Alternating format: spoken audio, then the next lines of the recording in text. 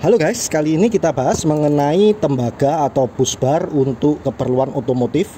Ada kalanya kita perlu memberikan kabel-kabel tambahan yang langsung ke aki, terutama kalau yang suka modif ya. Sehingga kita butuh tempat untuk membaut skun atau kabel tambahan itu. Nah, kalau langsung dibaut ke masing-masing poolnya itu lama-lama akan penuh dan akan kesulitan untuk merorganisasikan. Dukung channel ini dengan like, share, dan subscribe ya guys. Pada waktu yang lalu sebelum saya ganti aki, saya menggunakan NS60LS dimana poolnya besar karena dulu sempat upgrade ke aki 80AH 60AH atau 80AH saya agak lupa. Sekarang standar ke 45AH masih saya pakai karena poolnya besar. Kemudian karena ini barusan ganti, saya mau standarkan lagi ke jepitan aki standarnya Aerial, yaitu pool kecil.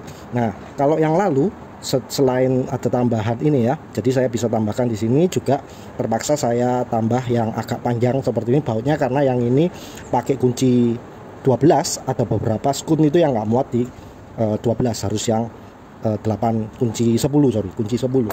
Nah, sehingga saya sudah sediakan seperti ini dari tembaga. Di sini pakai kunci 12, tapi yang di sini saya tambahkan lubang baru untuk nanti pakai baut kunci 10 supaya beberapa skun saya nggak perlu ganti. Nah, ternyata waktu yang lalu ini bahannya dari timah ya. Ternyata waktu saya coba ukur menggunakan lancol itu hasilnya berbeda kalau saya langsung capit ke bagian terdekat dengan pool akinya dibandingkan saya capit di bagian yang agak jauh. Makanya di sini kelihatan ada kawat tembaga yang saya tambahkan seperti ini, tujuannya supaya arus hambatannya itu berkurang. Nah, itu dia salah satu alasan juga kenapa saya balik lagi ke yang tembaga sini. Tapi apakah dengan tembaga ini jadi lebih baik, nanti akan kita tes kembali dengan lancol ini kalau kita ukur di pool dan dengan di ujung dari masing-masing tembaganya apakah sama atau tidak.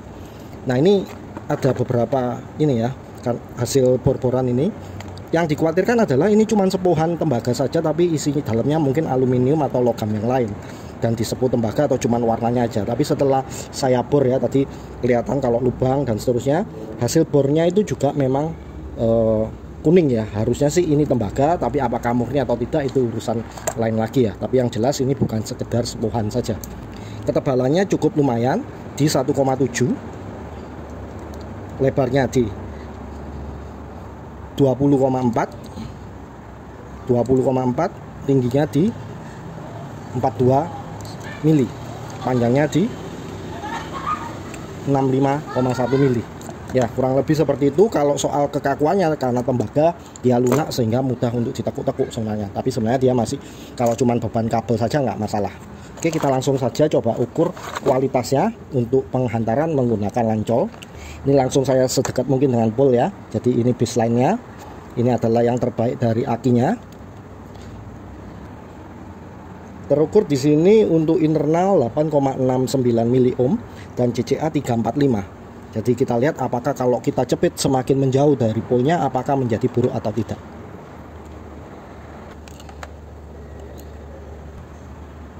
Ya, 8,86, ada sedikit penambahan internal resistance ya, sekitar 0,2 mili ohm dan CCA-nya turun jadi 335 kalau terukur di bagian ujung. Coba kita pastikan lagi supaya koneksi ini cepitnya si lancolnya menancap sempurna ya, sebab itu pengaruh banget, selisih dikit aja bisa imbas.